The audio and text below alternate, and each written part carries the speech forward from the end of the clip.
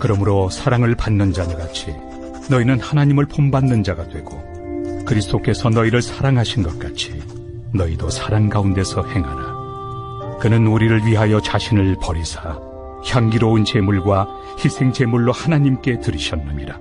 음행과 온갖 더러운 것과 탐욕은 너희 중에서 그 이름조차도 부르지 말라. 이는 성도에게 마땅한 바니라. 누추함과 어리석은 말이나 희롱의 말이 마땅치 아니하니 오히려 감사하는 말을 하라. 너희도 정녕 이것을 알거니와 음행하는 자나 더러운 자나 탐하는 자 곧 우상 숭배자는 다 그리스도와 하나님의 나라에서 기업을 얻지 못하리니 누구든지 헛된 말로 너희를 속이지 못하게 하라. 이로 말미암아 하나님의 진노가 불순종의 아들들에게 임하나니 그러므로 그들과 함께하는 자가 되지 말라. 너희가 전에는 어둠이더니 이제는 주 안에서 빛이라. 빛의 자녀들처럼 행하라.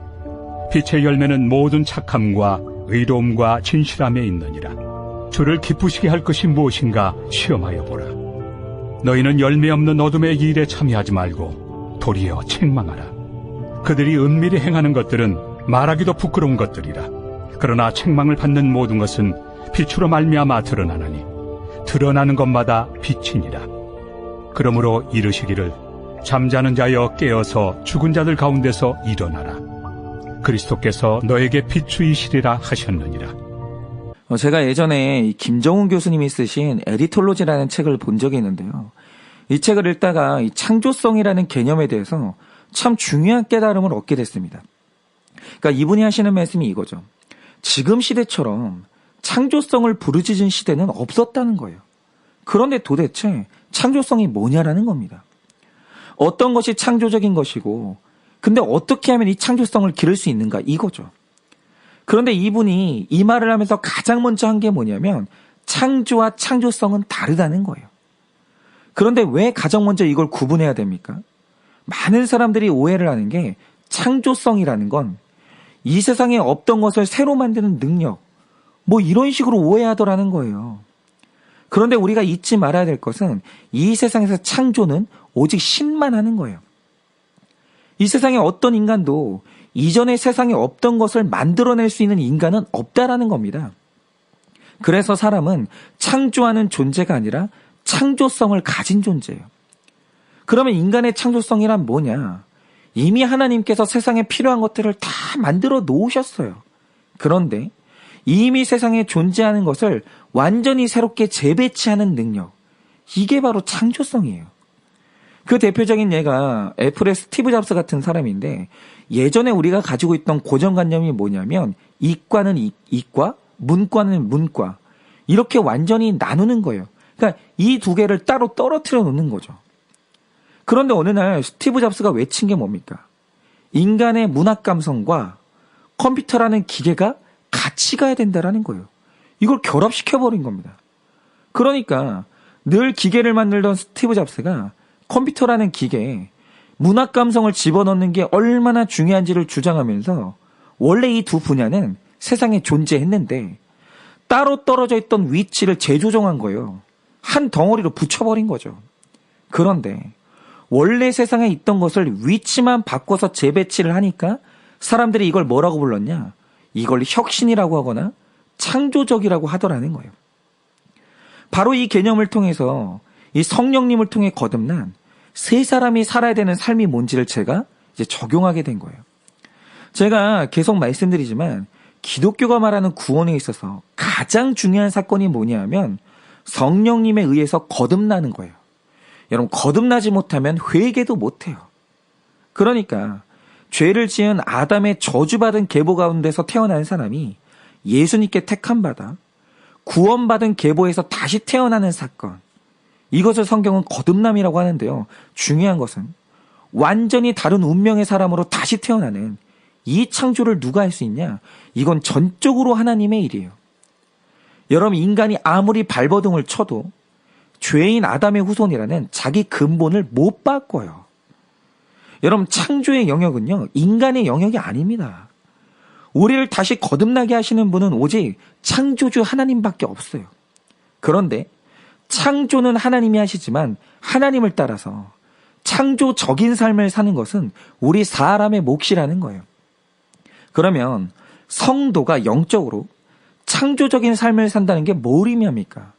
그것은 아까 말씀드린 대로 내 안에 존재하고 있던 가치들의 우선순위를 재배치하는 거예요. 완전히 우선순위가 바뀌어버리는 겁니다. 예를 들어서 여러분 믿지 않는 저 세상에 희생이라는 개념이 있습니까? 없습니까? 있죠. 왜 세상에 희생이라는 단어가 없겠어요? 그런데 이걸 아셔야 됩니다. 이 세상의 모든 사람은 정해진 존재의 순서가 있어요. 우선순위가. 그런데 거듭나지 못한 이 세상에서 존재의 제1 우선순위가 뭔지 아십니까? 무조건 내 자신이에요. 인간은 그 누구도 자기 자신에게서 벗어날 수 없기 때문에 본질적으로 사람은 이기적이에요.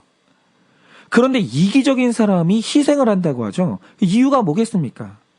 역사에 내 이름을 크게 남기고 싶다거나 나중에 더 큰 보상을 받고 싶다던가 이런 식으로 나 자신을 위해서 희생하는 거예요.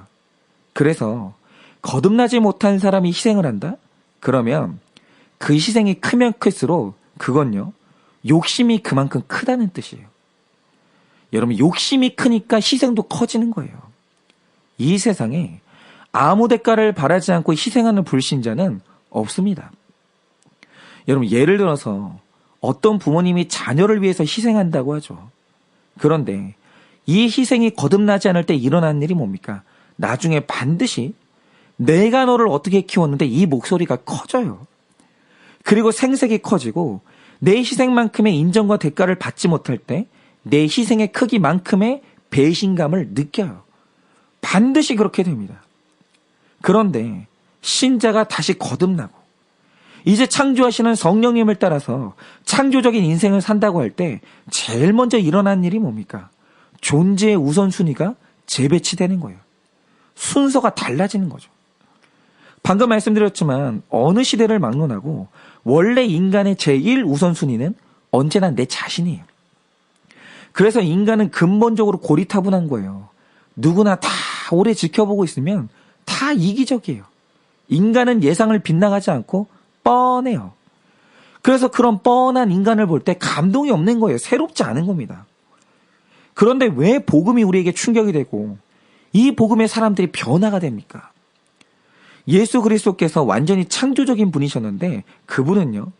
흔히 생각하는 존재의 순서를 완전히 바꿔버린 거예요. 재배치해버리신 겁니다. 여러분 이 세상에 존재하는 모든 종교의 우선순위가 뭡니까? 여러분 신도요. 언제나 자기 자신이 1번이에요. 모든 종교가. 만약에 내가 신의 분노를 풀고 그 신에게 복을 받고 싶으면 마른 수건을 쥐어 짜서라도 제물을 바치고 소원을 빌어야 돼요. 심지어는 내 자식도 죽여야 됩니다. 여러분 어떤 신도요? 이걸 면제해주는 신이 없어요. 다 바쳐야 주는 거예요. 그런데 기독교의 하나님은 창조주 하나님이시고 창조적인 분이거든요. 그래서 기독교를 보면요. 우선순위가 완전히 달라요. 2절 말씀처럼 그는 우리를 위하여 자신을 버리사 자기 자신을 향기로운 제물과 희생제물로 하나님께 드렸다라는 거예요. 그러니까 여러분 지금 이 본문에서 하나님께 바친 제물이 누구예요? 하나님의 아들이에요. 하나님이 자기 자신을 죽음으로 바쳤다라는 거예요. 그러니까 기독교에서 우선순위는요. 하나님이 아닙니다. 기독교에서 먼저 1번이 누구냐? 그 인간이에요. 하나님에게는 자기 아들보다 인간이 먼저예요. 하나님은 우리를 살리기 위해서 자기 몸속에 피 한 방울까지 짜내시는 하나님입니다. 그런데 이렇게 존재의 순서가 바뀌었잖아요. 하나님이 나중이고 인간이 먼저가 됐는데 세상이 이 복음을 듣고 완전히 새롭다고 느낀 거예요.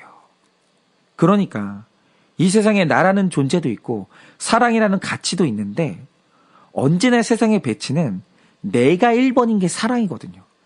언제나 나를 제일 1번으로 사랑해요. 그런데 하나님의 사랑은 나를 2번에 배치해요. 그러니까 세상은요. 하나님을 통해서 내가 2번이 되는 이타적인 사랑도 있다는 걸 처음으로 알게 된 겁니다. 그런데 이게 너무너무 새로운 거죠. 그러므로 신자가 창조적인 인생을 산다고 할 때 그 말 뜻이 뭐냐면 하나님이 보여주신 창조의 역사를 흉내내는 거예요. 여러분 사람은요. 경험하지 못한 것을 만들어낼 수 없어요. 언제나 내가 경험한 것을 흉내낼 뿐이거든요. 그래서 하나님에 의해서 거듭난 사람의 삶은 뭐냐? 늘 내가 1번이던 이기적이고 뻔한 인간이 어느 날 예수님을 믿고 예수님을 흉내내는 거예요. 나를 2번에 놓고 하나님을 1번에 놓는다든지, 나를 2번에 놓고 내 이웃을 1번에 놓는 거예요.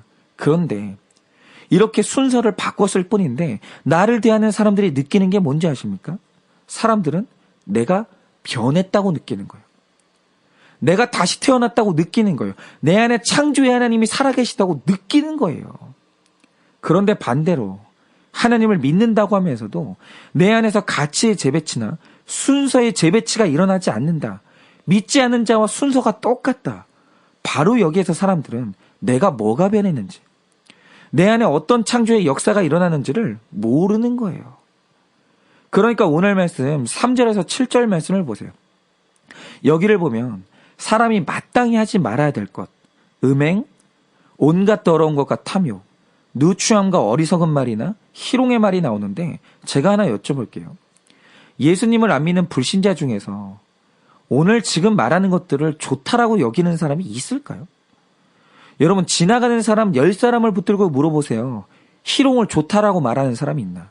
오히려 믿지 않는 사람들이 희롱이라는 말을 들으면 더 열을 냅니다.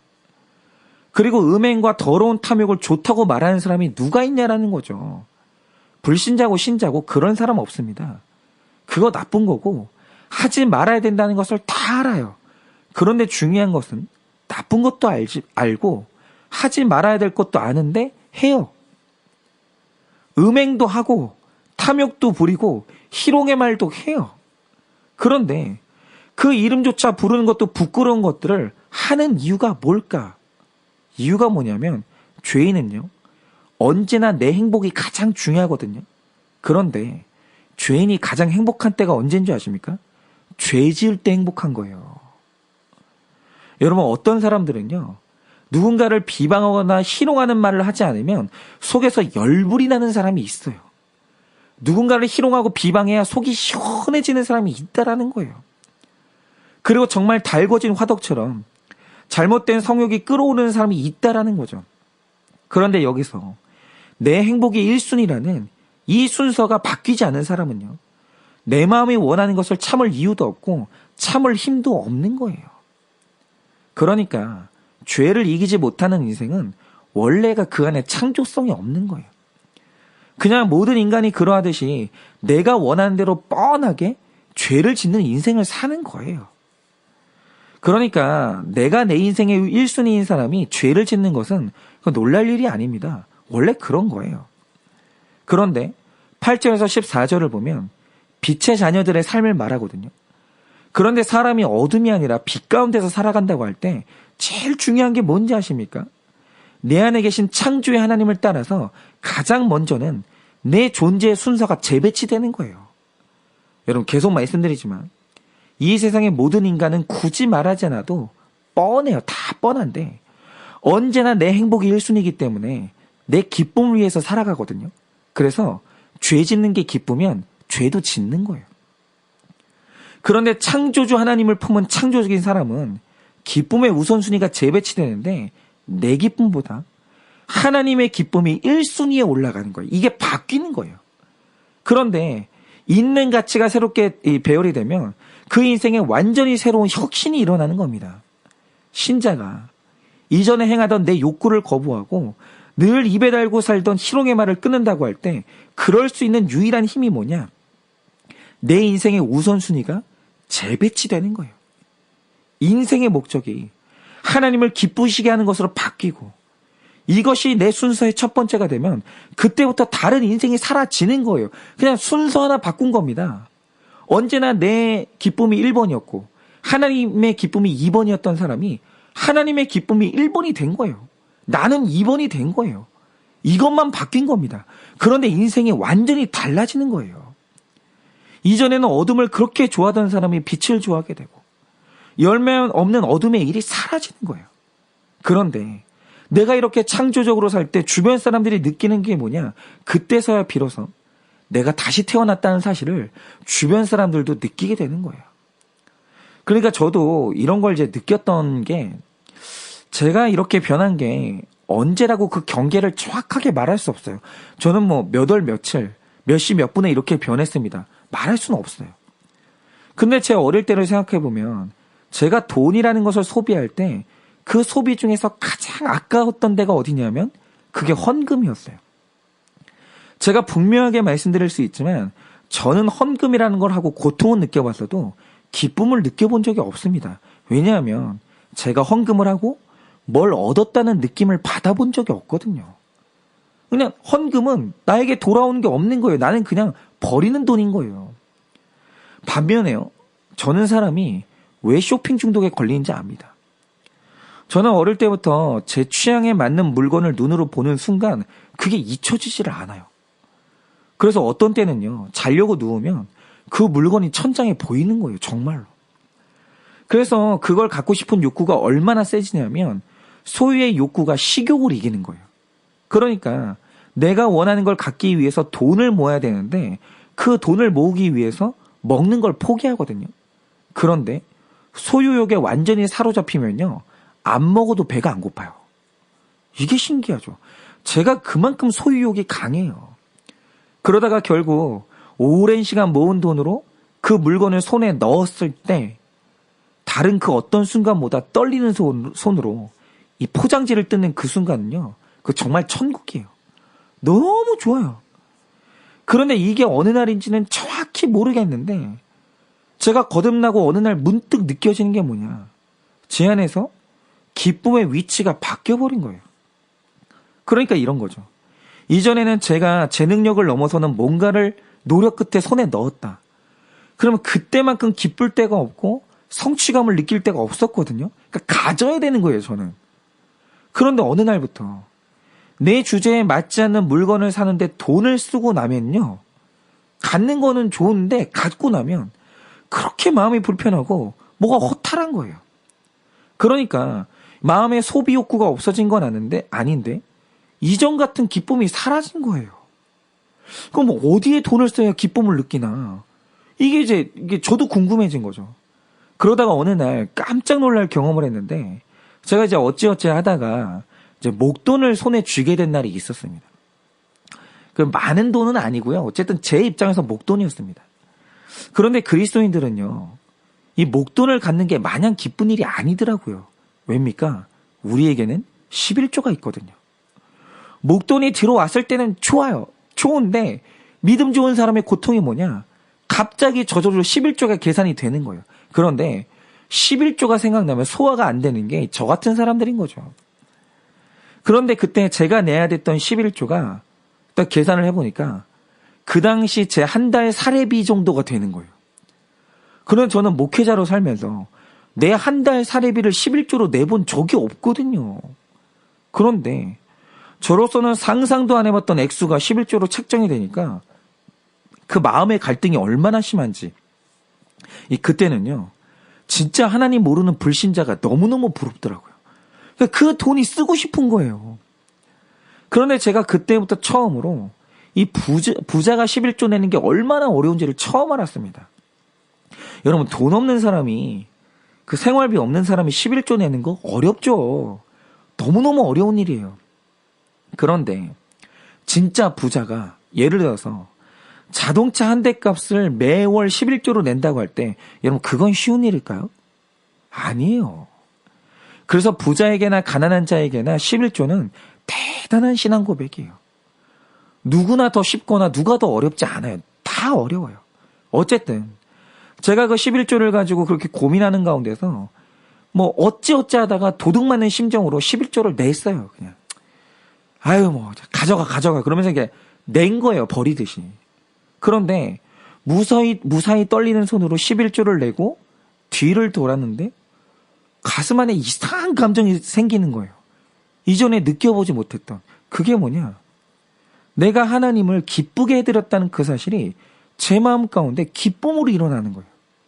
아, 내가 승리했다. 이 물질과의 싸움에서 승리했고 하나님이 이걸 보시면 얼마나 좋아하실까. 근데 그게 제 마음이 기쁜 거예요. 그런데 이전에는 그런 마음이 없었거든요. 그런데 제가 거듭나고 창조주 하나님이 제 안에 계시니까 어느 날 저도 모르는 사이에 제 기쁨의 위치가 재배치가 된 거예요. 그런데 언제나 내 기쁨의 1순위는 내 기쁨이었거든요. 나를 위한 기쁨이 최고였었는데 어느 날 내 마음속에 하나님을 기쁘시게 하는 것이 가장 높은 곳에 올라와 있는 거예요. 그리고 나에게는 기쁜 일이 아니지만 내가 하나님을 기쁘시게 했을 때 그때 제 마음에 느껴보지 못한 이상한 기쁨이 생겨나더라는 거예요. 그런데 지금 이런 경험을 하시는 분들 많으시죠. 봉사할 때, 순종할 때, 그리고 어떤 큰 헌신을 할 때 하기는 힘든데 해놓고 보면 그게 그렇게 기쁠 수가 없잖아요. 왜 기쁘죠? 내가 하나님을 한번 기쁘게 해드렸다는 사실이 그렇게 좋은 거예요. 그런데 여러분 이게 그냥 됩니까? 아니에요. 창조주 하나님이 내 안에 가치관의 순서를 재배치하지 않으면 일어나지 않는 일이에요. 그런데 제가 이전에 느껴보지 못했던 그 감정을 느낄 때 처음으로 느꼈던 게 뭐냐? 아, 내가 거듭났구나. 나 다른 인간이 됐구나. 이걸 느꼈습니다. 그리고 이전과는 다른 창조적인 신앙생활이 시작되는 거예요. 그러니까 제가 이전과는 다르게 변한 거죠. 근데 변한 게 뭐냐? 목소리가 갑자기 부드러워지거나 이런 게 아니에요. 이전엔 죄였던 게 죄가 아니게 되고 죄가 아니던 게 죄가 되고 이런 식으로 가치의 위치가 변하고 순서가 변하는 거예요. 여러분 바로 이겁니다. 우리는 창조주 하나님을 모시고 사는 성도예요. 그래서 우리 삶에 반드시 나타나야 되는 게 뭐냐면 이전과 다르게 창조적인 인생을 살아야 되는 거예요. 그런데 창조적인 인생이란 뭐냐? 다른 게 아닙니다. 우선순위의 순서가 재배치되고 가치의 순서가 재배치가 되는 거예요. 원래 다 있습니다. 있는데 있는 것의 순서가 변해버리는 거예요. 늘 내가 1순위였던 삶에서 하나님을 기쁘시게 하는 것이 1순위가 되고 내 이웃이 먼저 되는 이 가치의 변화, 순서의 변화. 여러분 이런 변화가 바로 창조적인 삶이라는 거예요. 그런데 내가 창조적이 되면 그때부터 주변 사람들이 내 안에 계신 창조주 하나님을 보게 되는 거예요. 한번 해보십시오. 사람들이 뭐라고 하는지 아십니까? 우리를 더러 다시 태어났답니다. 난 다른 걸 한 게 없어요. 그냥 가치의 우선순위를 바꿨을 뿐이에요. 나도 있었고 너도 있었는데 너와 나의 순서가 바뀐 거예요. 그런데 사람들이 하는 말이 뭐냐? 다시 태어났답니다. 하나님이 살아 계시다라는 거예요. 여러분 이런 일이 일어나는 겁니다. 그러니 오늘 하루도 창조주 하나님을 믿는 창조적인 하루를 사시기를 바라요. 그래서 창조주 하나님이 내 안에 살아계심을 모든 사람들에게 증거하는 여러분 되시길 예수님의 이름으로 축원을 드립니다.